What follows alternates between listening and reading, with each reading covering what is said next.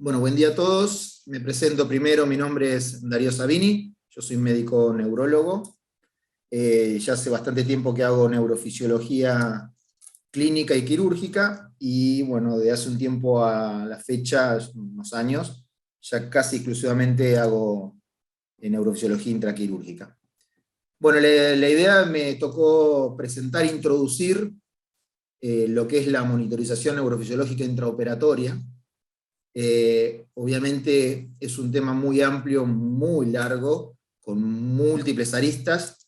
La idea es hacer algo conciso para que interpreten de qué se trata el tema y que les sea un poquito amigable cuando vean a algún neurofisiólogo dentro del quirófano y no seamos solo una persona más que molesta, sino alguien más integrado al equipo. Bueno, los objetivos de la charla. Primero, bueno, es conocer los conceptos básicos de la neurofisiología dentro del quirófano. Por otro lado, es saber cuáles son las indicaciones y beneficios del uso del monitoreo.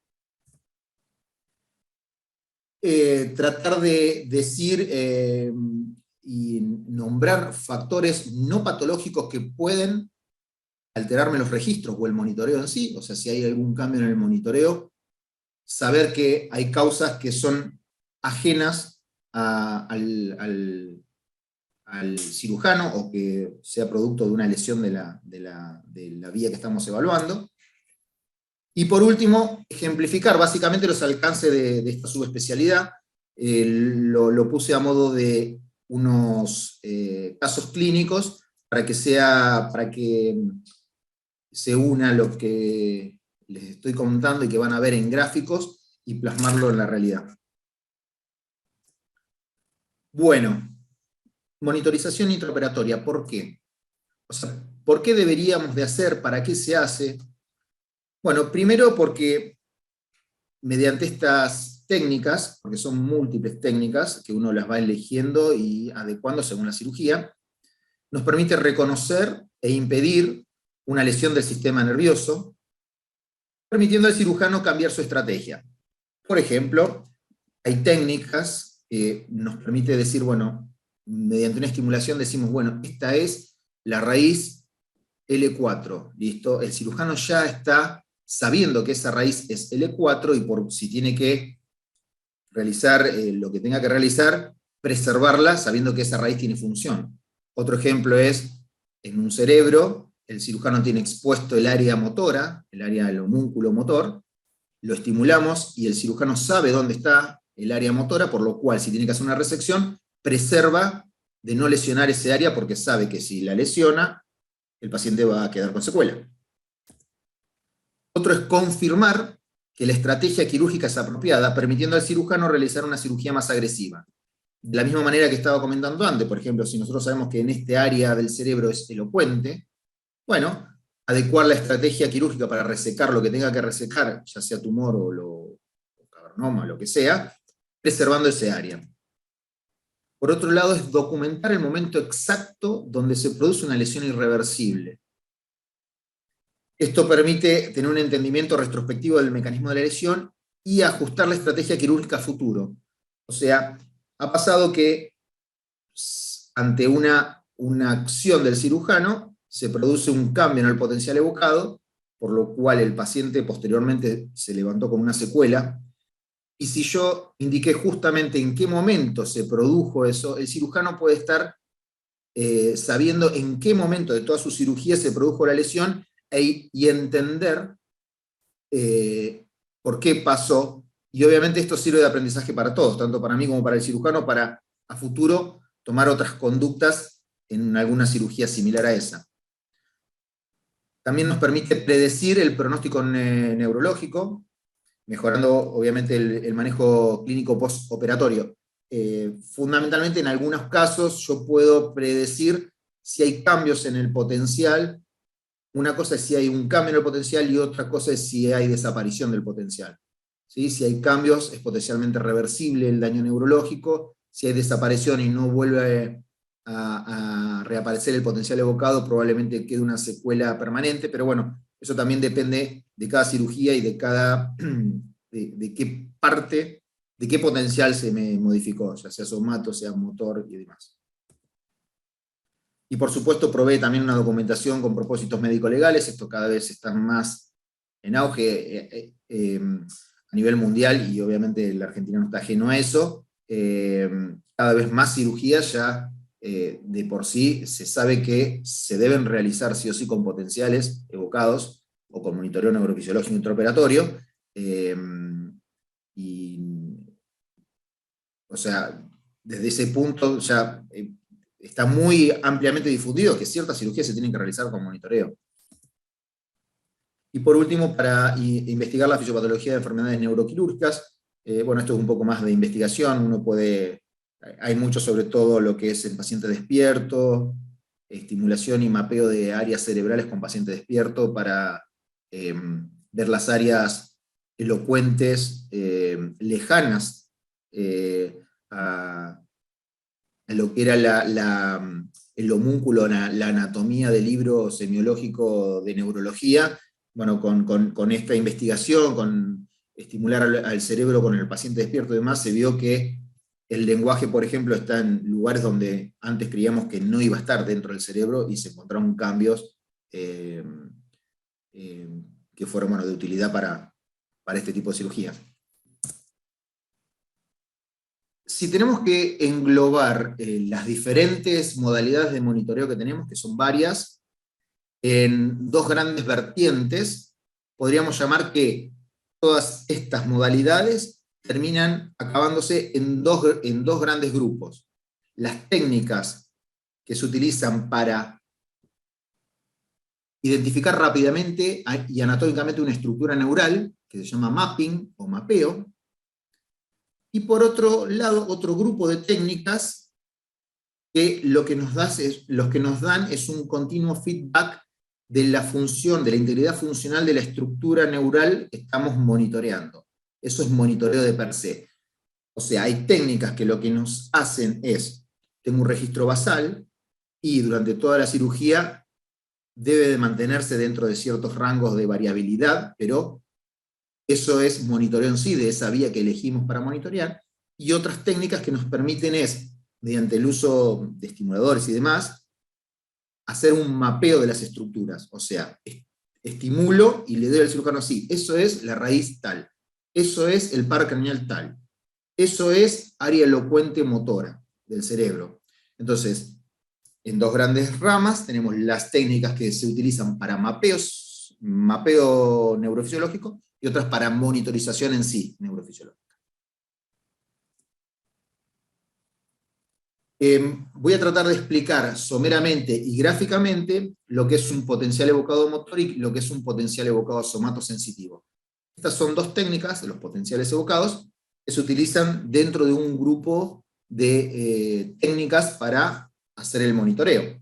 Son las de uso más frecuente, por eso son las dos que voy a enunciar y no voy a ampliar mucho más en otras técnicas. Vamos a hablar primero del potencial evocado motor. Lo habrán escuchado 20 meses, como bien lo dice, potencial evocado motor. Es un potencial evocado por mí, no es espontáneo del paciente, no es una actividad espontánea del paciente, sino es un potencial que lo evoco ante un estímulo mío. En este caso, lo que quiero lograr es activar la vía motora con su efector final, que es un músculo, que es lo que donde registro la respuesta. Entonces, un potencial evocado motor es, yo estimulo con un estimulador cierta área del cerebro, del cráneo. En realidad, pongo la estimulación para activar el homúnculo motor. Esto hace que se active la primera motoneurona. Acuérdense que sale del área motora del homúnculo motor, lóbulo frontal prerolándico.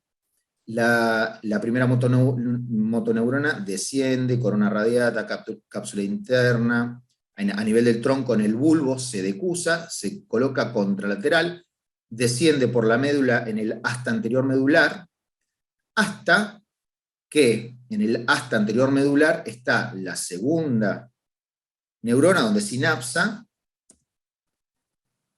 continúa como la segunda motoneurona hasta la unión neuromuscular, liberación de acetilcolina, activación del músculo, respuesta muscular. Entonces, un potencial evocado motor, yo estimulo sobre la corteza cerebral, en realidad, si es una neurocirugía y tengo la corteza expuesta y el área motora expuesta, puedo estimular directamente sobre la corteza cerebral, pero por ejemplo en una columna, que la cabeza es mía, esto es importante porque en una columna, o sea, el cirujano está actuando sobre la columna, por lo cual la cabeza es mía, no tengo que compartirla. Ahora, en una neurocirugía, el cirujano muchas veces tiene que el abordaje estar donde yo tendría que estar estimulando. Entonces, los electrodos de estimulación, uno los pone donde puede. Y la idea es que despolarice el área motora de interés. Y obviamente, si yo estimulo este área motora, la respuesta va a ser sobre el hemicuerpo contralateral. Ahora, en una columna, que yo quiero los 4 miembros, se ponen los electrodos en un lugar donde activo bilateralmente el área motora. Y tengo respuesta en los 4 miembros. Cosa importante, potencial evocado motor, yo estimulo, activo el homúnculo motor, por lo cual se van a contraer todos los músculos. La estimulación, para que sea transcraniana, tengo que vencer la impedancia de la calota, de las estructuras blandas, y llegar a la corteza cerebral es con un voltaje muy alto, 500 voltios, por eso esto no se hace en paciente despierto, cuando estimulo transcraniano, ¿no? Y como lo que estaba diciendo, como activo todos los músculos y contraen todos los músculos, ojo que también contraen el macetero, posible lesión de lengua si la lengua está protruida, sobre todo en pacientes posicionados boca abajo. Bueno, me fui un poco por las ramas con el tema del potencial evocado motor. Otra técnica es el potencial evocado somatosensitivo. De nuevo, es un potencial evocado, no es espontáneo del paciente, sino evocado por mí, ante un estímulo eléctrico, pero acá es al revés, yo estimulo a nivel periférico y trato de activar la vía y registrar su activación central, a diferencia de que era el anterior, el potencial evocado motor, que yo estimulo a nivel central y registro una respuesta periférica. Entonces, el ejemplo que puse acá es estimulando, por ejemplo, el nervio tibial posterior, que es en miembros inferiores el más utilizado. Activo con una estimulación eléctrica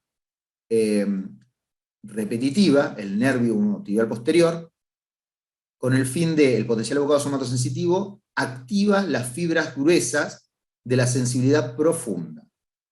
Bueno, repasen neurología, semiología. Estas fibras son las que van a formar la sensibilidad profunda, que se van a colocar en el cordón en posterior, Golgi Burdach. Entonces, el estímulo eléctrico activa la primera neurona, ganglio de la raíz posterior, donde está la sinapsis con la segunda neurona, se ubica en el cordón posterior medular, asciende hasta el bulbo, donde están los núcleos de Golgi Burdach que decusan, se forma la vía lemniscal, hasta ir hasta la sinapsis en el tálamo,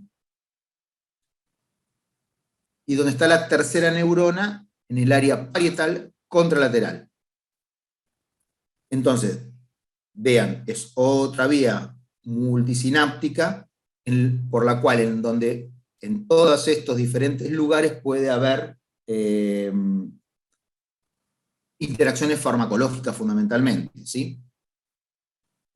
Bueno, entendido groseramente cómo es los potenciales evocados motores y somatosensitivos, vamos a hablar de que estos potenciales son pasibles de obtener cambios por diferentes causas.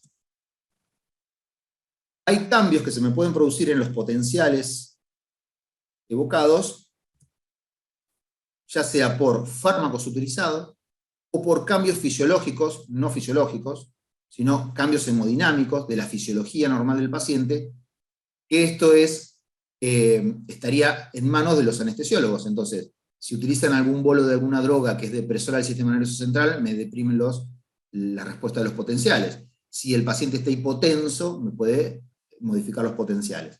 Ahora, puede haber cambios que estén vinculados al acto quirúrgico en sí.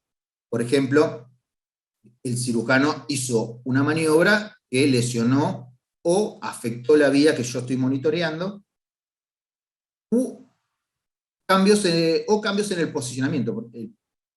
la ubicación del paciente, por ejemplo, en una fractura cervical inestable y hay que posicionar al paciente, tendríamos que monitorear al paciente desde el inicio para ver si el posicionamiento me puede producir algún cambio en el potencial, o puede haber alteraciones de los potenciales por mi técnica, ya sea porque estoy estimulando mal, porque no tengo un cable bien conectado y demás.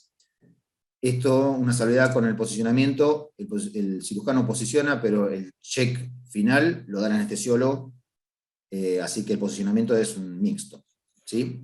Las causas de cambios en los potenciales por el posicionamiento, o sea, también tiene que ver el anestesiólogo en el posicionamiento final. Ahora, si vimos que los potenciales son una vía multisinápticas, drogas que se utilicen durante el acto quirúrgico son potencialmente dañinas para los registros, o sea que me afectan los registros. Lo clásico es que para el monitoreo intraoperatorio se debe utilizar TIVA, anestesia total intravenosa. La realidad es que una general balanceada con inhalatorios, ojo, inhalatorios no mayor la CAM a 0,5, y evitar el uso de relajantes musculares, o solamente en la inducción, es algo aceptado. Vean acá, o sea, lo que es los hipnóticos y los analgésicos, acá está balanceada para mayor analgesia y menos hipnosis, para obtener mejores potenciales. Entiendan el concepto de los potenciales que yo necesito de la corteza funcionante, no demasiado deprimida, para poder tener registros, y obviamente en los potenciales motores necesito el músculo no relajado para poder tener respuestas. Entonces, bueno, dentro de eso, sé que el estar el neurofisiólogo dentro del quirófano condiciona mucho el accionar del uso de los fármacos de los anestesistas. Bueno, dentro de los cambios que se producen, también tenemos cambios que pueden afectar los potenciales, como la temperatura. La temperatura generalmente es a expensa del enfriamiento del nervio periférico, no a nivel central, sino la alteración de la temperatura a nivel periférico, o sea, el frío sobre el nervio periférico enlentece la conducción nerviosa. Y como sabemos, el potencial evocado, usamos un nervio periférico ya sea para estimular o para registrar la respuesta sobre el músculo.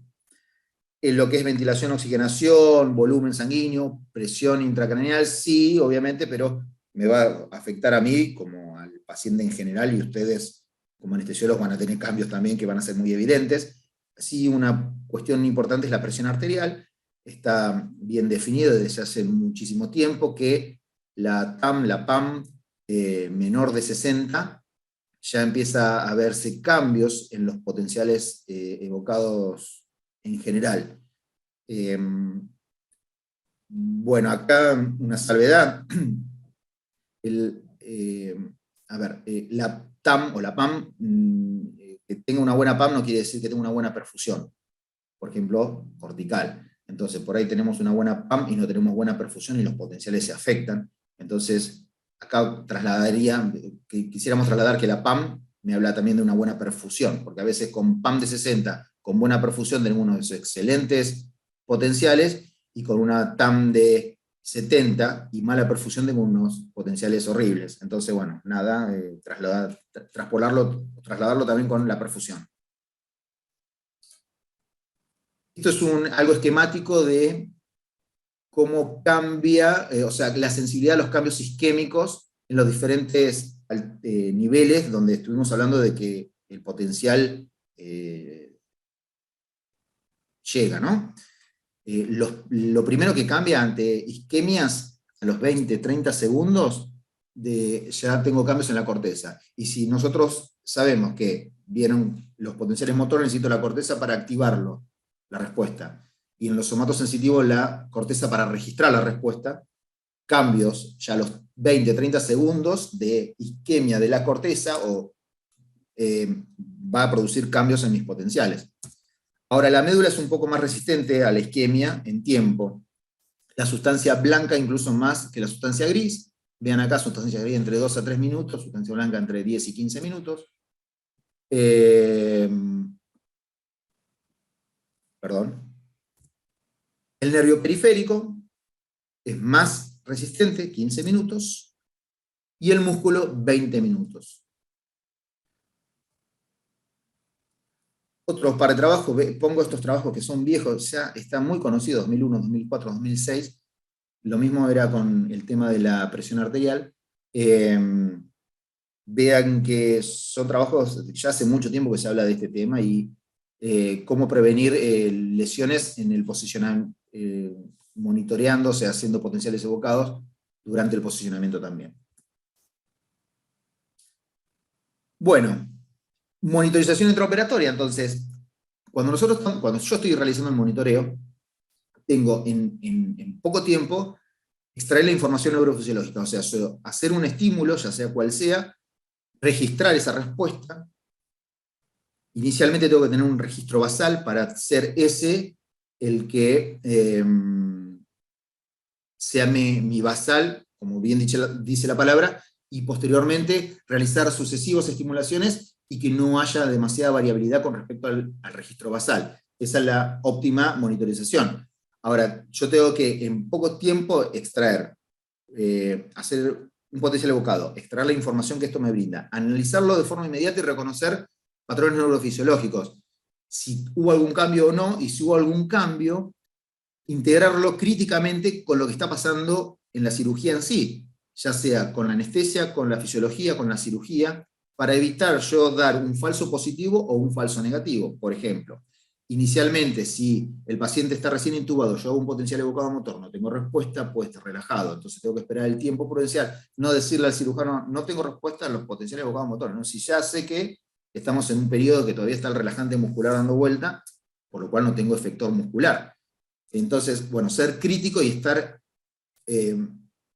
inmerso, por decirlo, de lo que está pasando alrededor mío, no solamente de lo que yo estoy haciendo. Y obviamente que si hay algún cambio, avisar al cirujano en tiempo y forma para evitar de que si es una lesión reversible, no sea irreversible.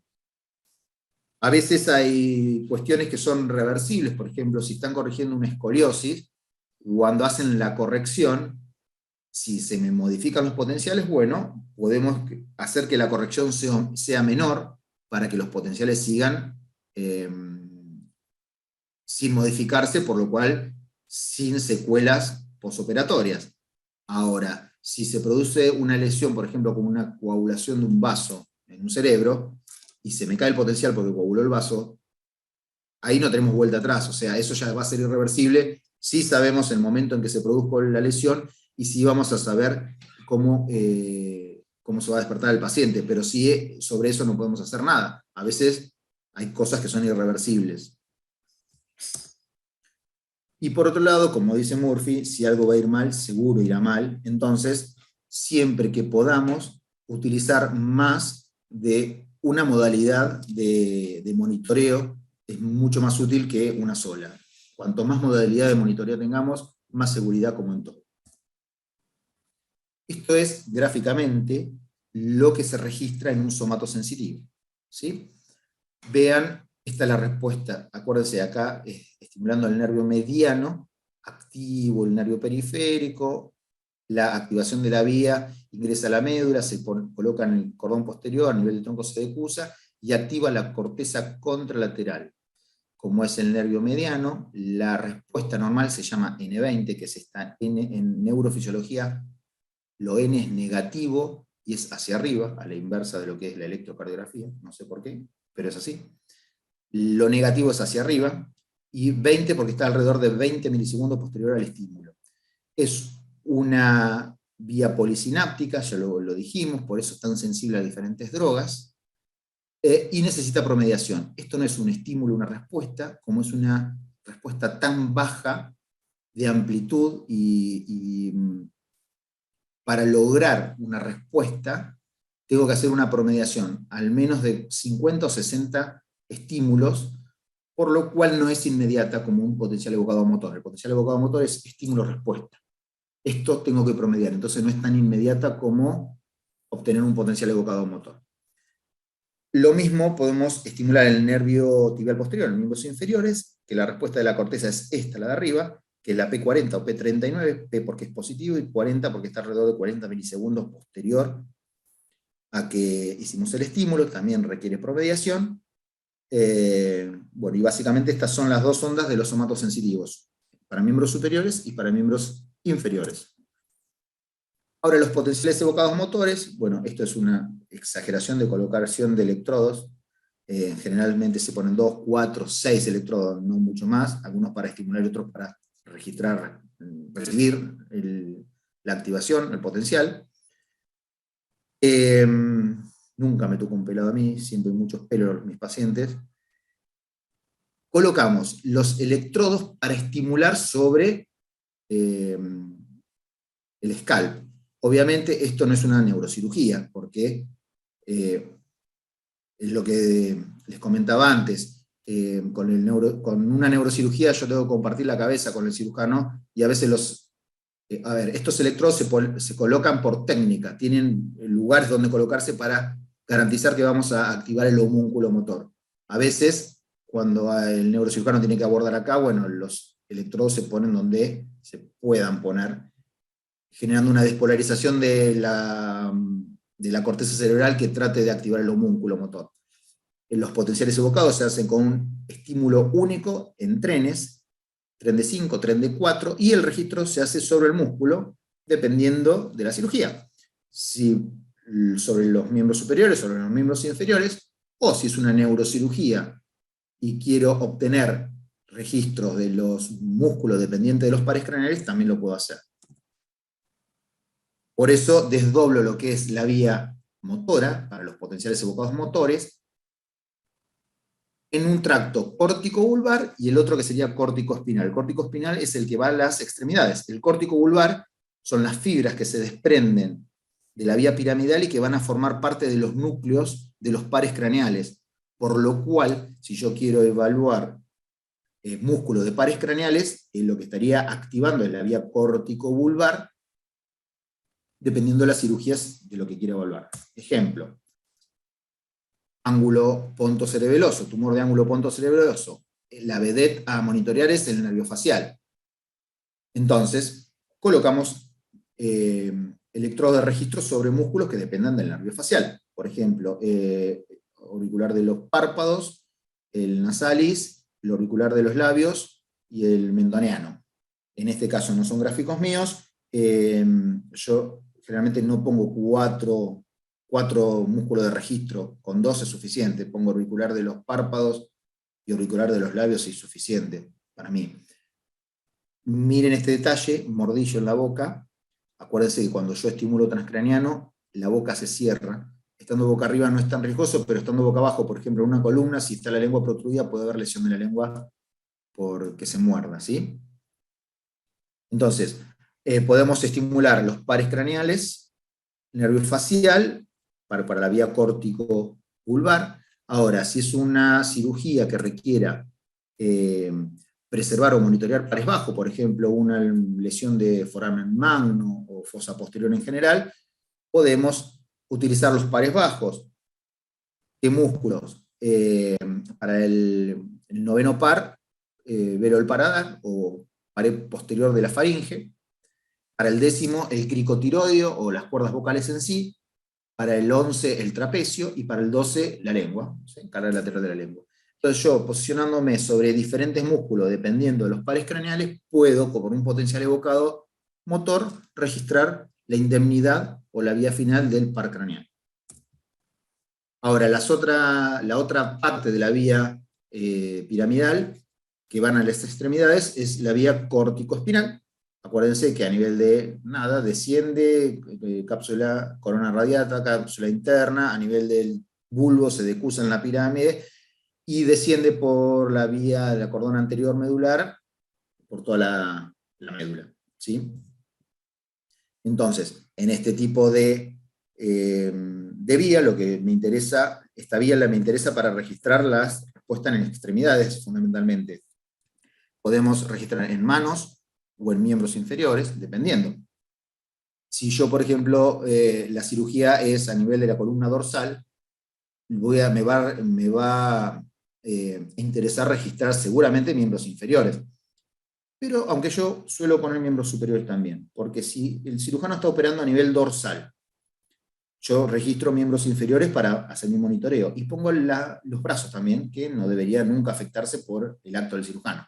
Por lo cual, si yo tengo caída de todos los potenciales de las manos y de las piernas, y el cirujano está a nivel dorsal operando, esta caída de potenciales probablemente no tenga nada que ver con el cirujano y tenga que ver con algún otro factor.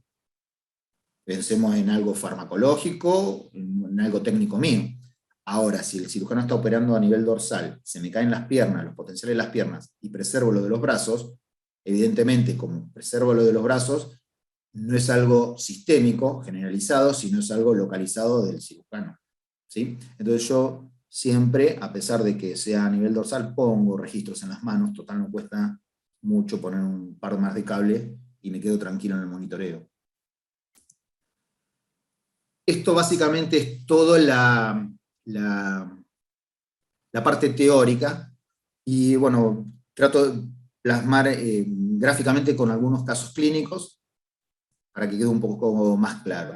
Este es un primer caso, una paciente de 38 años con una discopatía, o sea, una discopatía cervical, con cervicobraquialgia con irradiación C7. En realidad lo que me interesa es que vean esto, vean acá abajo, vean estos dos registros. Esto es el registro basal. Acá tengo la mano derecha, la respuesta del potencial evocado mano derecha, pie derecho, mano izquierda, pie izquierdo, 4 miembros. Va a estar el cirujano actuando a nivel cervical, por lo cual sí me interesan los 4 miembros. Vean acá, esto fue el primer potencial que hice, estaba todavía el paciente relajado, yo lo sabía que estaba relajado, miren. Solamente un poquito de respuesta tengo en el miembro inferior izquierdo. Acá sigue relajado, tengo ya en los 2 miembros inferiores, todavía no nada en las manos. Cuando pasado el tiempo de relajante, ya tengo buena respuesta. ¿Sí? Y estos son los somatosensitivos de miembros inferiores, estaba haciendo. Estos son los rojos es derecha, los azules es izquierda. Esto es en el tiempo y estos están todos superpuestos. Vean que de este lado, el lado izquierdo, salen más chiquitos, de más baja amplitud que los del lado derecho, pero esto desde el basal, desde el primero fue así. O sea, tiene un potencial evocado somatosensitivo patológico de base, por su patología, y eso nada, o sea, lo importante en el monitoreo es que no se modifique ya lo que ya tiene, lo que trae puesto, por decirlo de una manera. O sea, esto ya es anormal, preoperatorio, y se tiene que mantener igual. Bueno, sin modificación durante todos los somatos sensitivos, y acá los potenciales evocados motores finales de 4 miembros normales. Nada, un monitoreo que terminó la cirugía y no hubo cambios en los potenciales en general. Otro caso clínico, una escoliosis idiopática, 14 años, sin déficit neurológico, se iba a fijar de 4L2. De nuevo, miren, paciente, bueno, acá no sale la mano todavía, y tengo potenciales chiquititos, esto está relajado, el paciente de 14 años, sin déficit neurológico, debería tener unos potenciales excelentes. Miren acá, ya tengo respuestas en miembros inferiores, derecho, izquierdo, mano izquierda, y la mano derecha, esto. Bueno, esto es un canal A de interferencia, se había desconectado un cable. O sea, esto acá no tengo potencial, no por un problema no por un problema del cirujano de nadie, sino por un problema técnico mío. En la evolución de la cirugía, acá están los somatos sensitivos de miembros inferiores, de un lado y del otro, vean los rojos y los azules. No hubo cambios durante toda la cirugía, nada, terminó la cirugía sin déficit, sin cambios en los potenciales. Ahora sí vamos a un cerebro, un tumor cerebral, acá está, acá lo que trato es, acá hay varias pantallas, esta pantalla de acá abajo estamos haciendo el monitoreo en sí, o sea, con electrodos transcraneales, estimulo y tengo la respuesta de cara, mano y pie contralateral. Esto es derecho, esto debe ser izquierdo. La lesión es derecha, entonces esto registro desde el hemicuerpo izquierdo.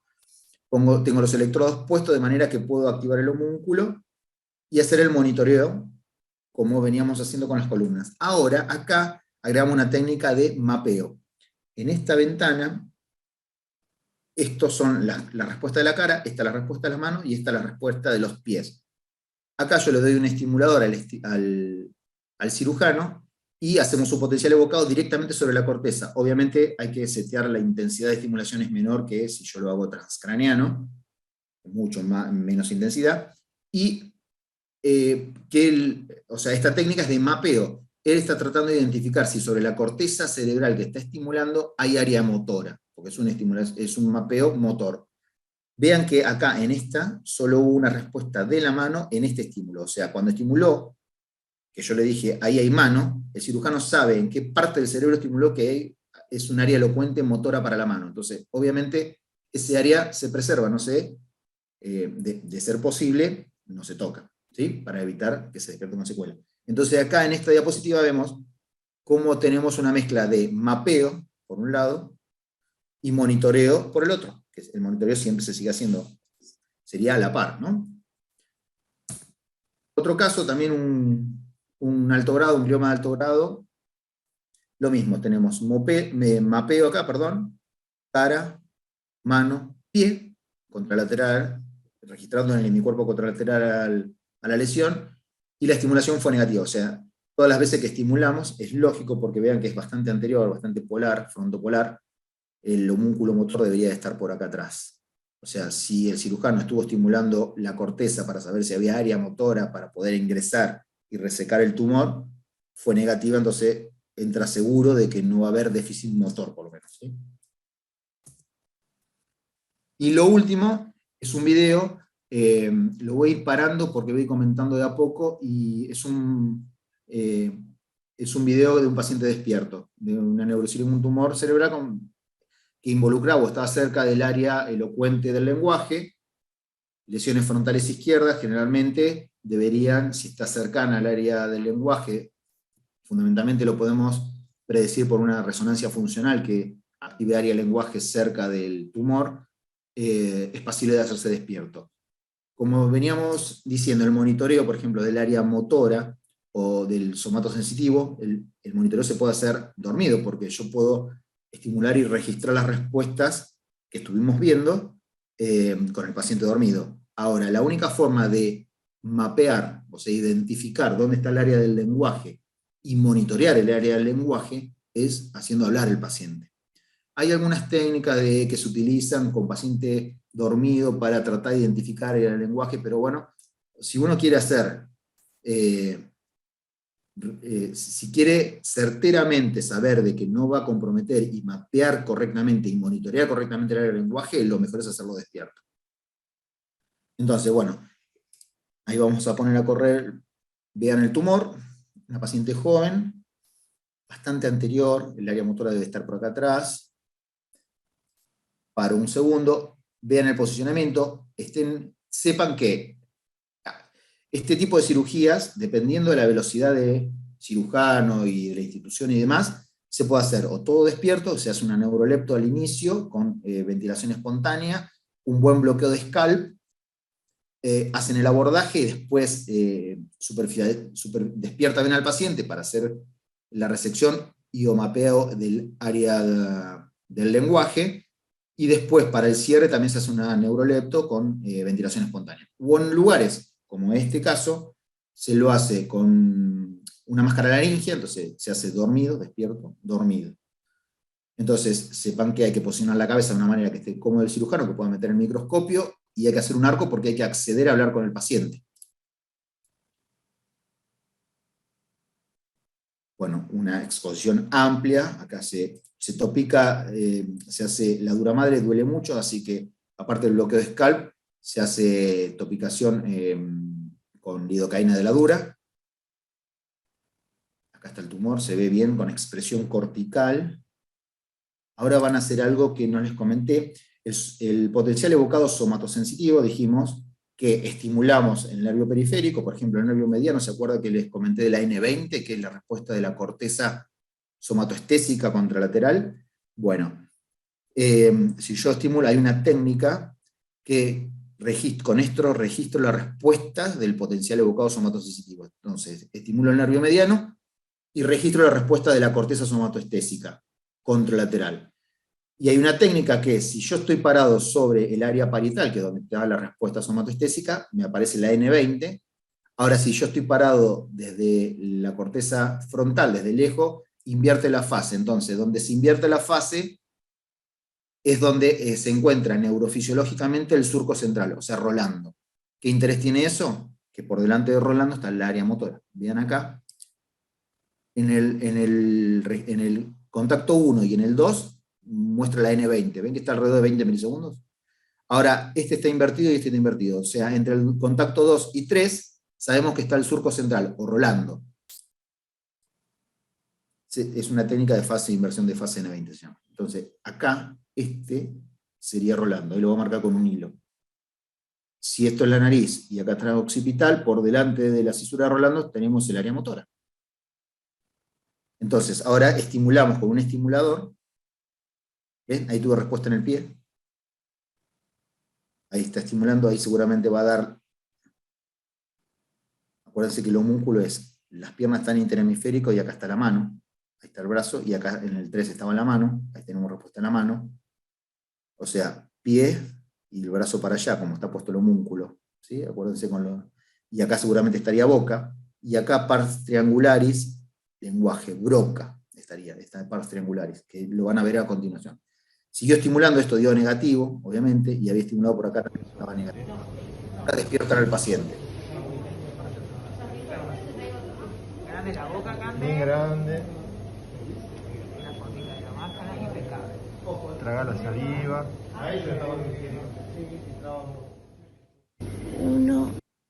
Solamente les voy a comentar, el tipo de estimulación es otro tipo de estimulación, se usa una estimulación bipolar, diferente del otro que era monopolar, y es otro patrón de estímulo, excede a la charla, pero sepan que no se estimula todo de la misma manera, sino que tiene patrones de estimulación diferentes. Ahora lo que vamos a hacer es tratar de buscar algún cambio en el lenguaje de ella, o sea, vamos a mapear área del lenguaje. 2, 3, 4, 5, 6, 7. Todavía está un poquito dormida, van a ver que dentro de un rato está más despierta. Presten atención cuando estimulan en este área, en este triangulito. 8, 9. Más rápido. 10, 11, 12, 13, 14, 15. Decime los días de la semana, rápido. Lunes, martes, miércoles, jueves, viernes. 4, 12. Ahí hay una alteración, ¿eh? Ahí se vio claramente, ahí marcan, o sea, ¿qué marcaron acá? Todo lo que es área que no pueden tocar, el homúnculo motor y el área del lenguaje. Estamos lejos, o sea, el tumor está lejos. Pero bueno, ellos ya saben dónde, que esas áreas no las pueden tocar. Acá están poniendo el strip, que ahora este strip lo conectamos como estimulador, entonces va a quedar ahí. Yo, en vez de estimular transcraneano o con un estimulador, estimulo con el strip a baja intensidad y voy viendo la permeabilidad funcional de la vía motora. Nada, algo. Ahí con el strip estaría estimulando de ahí en más intermitentemente para ver la indemnidad de la vía motora.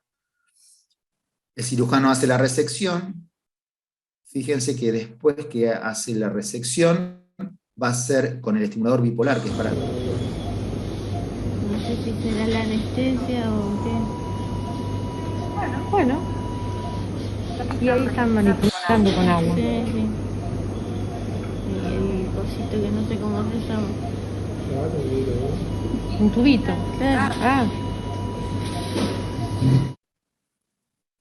Bueno, lo que les decía, cuando termine de hacer la resección, va a estimular con el bipolar, va escúchame, decime palabras que empiecen con P. a estimular en la profundidad. Papá. Pizza. Pollo. Puerto.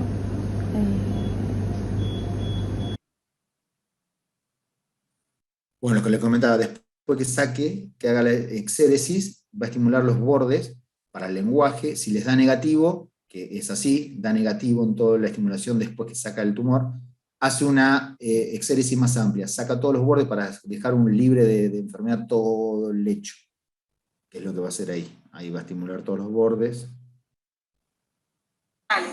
Dale. Enero, febrero, marzo, abril, mayo, junio, julio, agosto, septiembre, octubre, noviembre, diciembre. Enero, febrero, marzo, abril, Cambio. mayo, junio, julio, agosto, septiembre, octubre, noviembre, diciembre. Es lo que decíamos de que a veces permite ser más agresivo al cirujano porque está seguro de que ahí no hay área elocuente del lenguaje. Entonces hace una exéresis mayor para más seguridad, ¿no? Margen de seguridad de extracción del tumor. Esto es Surgicel, o sea, hemostasia, y esta es resonancia de control 48 horas posterior.